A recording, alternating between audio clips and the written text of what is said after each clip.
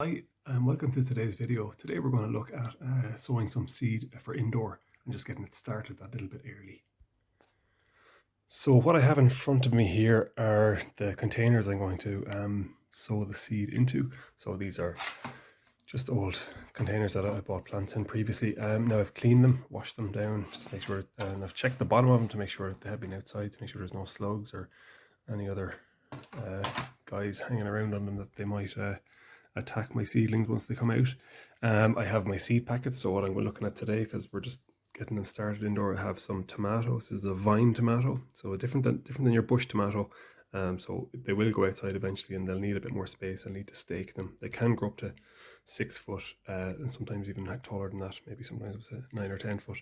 And peppers. So again, essentially these guys are started inside as well. Now you can again move them outside if you want, or you can keep them inside, but I will probably move them outside as well. So I have my containers, my seed, obviously very important. Labels, very important as to what you're sowing and when you sow it. Pencil, obviously, and my compost. So what I have here is, it's a John Innes seed loam-based compost. Now, you can get seed and cutting compost. A loam based basically means that a loam is basically an ideal soil, so it's got equal parts sand, silt, and clay. So again, it's good for drainage. So you can see here, ideal for sowing seeds and striking cuttings. So that's what I'm going to be using today. Now you can use a multi-purpose compost, and I have done previously as well, so it's fine to do that, but I'm just trying to do it by the book for these seedlings. So the next process I need to do is just to fill, not right to the top, but fill these with compost, and then we can move on and show you the seed after that. So I have these containers filled here now, so just not, as I said, not right to the brim, as I'm going to be laying seed on top of them, and then just sprinkling a covering of soil over these once they have been planted. The soil, as you can see, this is your loam-based soil. It's nice and crumbly is what you want. Good drainage in it. You can feel even it's a little bit gritty in that it has a good, fairly high sand content in it as well. So it's good for drainage, and it's good for getting the seeds going. What I will do afterwards then is, the soil is a little bit moist, and I'll just sit it into a tray once I have the seeds in it, rather than watering from the top, because that can dislodge seeds once they're in there. So if you can at all, try and water let it soak up water from the bottom. Try to get rid of any kind of big chunky bits. Generally, the better the quality compost, the less chunky bits you have to deal with anyway. But you might find a few bits that haven't properly fully broken down yet. That's fine, but just they might hinder the seeds or the roots penetrating down. So next thing I'm going to look at is the seed. So I have my pepper seeds laid out in the soil there. Now these are hot peppers, so I quite like my hot peppers. So I mean, you can grow your normal peppers either if you don't like the heat off them. But again, the same principle would apply in terms of sowing them. But I've just laid them, on the surface of the soil there. And what I'm going to do now is just grab a little handful. And again, trying to, especially the soil you cover them with, you don't want any lumps or anything like that. So I'm just going to do a sprinkling over the seed. Nothing too major, just to kind of cover it up. I'll slightly firm it in then once I have that done. And again, I'm coming out and picking out a few lumps here that I'm trying not to sprinkle over, because I don't want that fine kind of sand or that loam to go over them. So I'm just going to slightly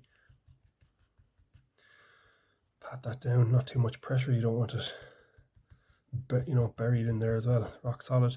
But again, that's why it's always a better idea to water from the base, so you're not dislodging that light sprinkling of soil and the seed then. So it's better to do it that way. So again, the same process. I haven't put my tomato seed in there, but the same process will apply for that. So I'm just going to put those in now. I'll get them going. So you see I have my tomato seeds in there, they're quite small, so to properly zoom in on there, but they're in there anyway.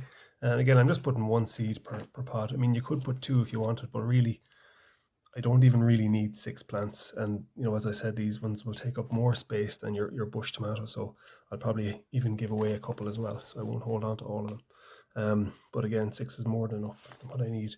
Because I suppose you have to remember as well, like, okay, these will have to stay inside for a little while, probably maybe until May or something, until the frosts have kind of properly passed, you know. So they're going to be obviously getting bigger and bigger and bigger. And you have to remember that, you know, putting down loads, you run out of space, and then you have to put them into bigger pots. And so again, you have to think about the overall height of these before you move them outside as well, and how much space you're going to have. So that's one to think about as well.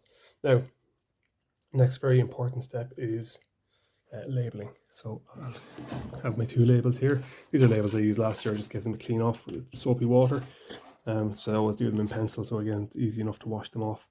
And I will stick those into the pots with the date that's on it, very important as well. So that's my labels done now. So again, it's a tomato LDF1, pepper the cayenne, and again the date is on them as well. So the 16th of the 2nd, 21. I almost put down 20 there. I missed a year. But again, that's that. So again, I'll just stick that in there. And stick that in there. And there's no confusion as to what's what then.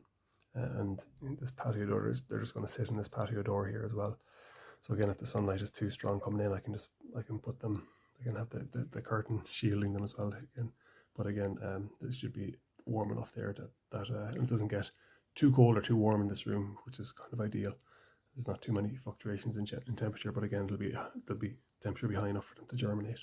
Again, so that's my indoor plants that I'm going to get started on for now anyway, and we'll have a look, check on them in the next few weeks and months as they progress, and we'll look shortly at getting seed out, planted outside, maybe by March. So that'll be another thing to look forward to. Okay, thank you, bye.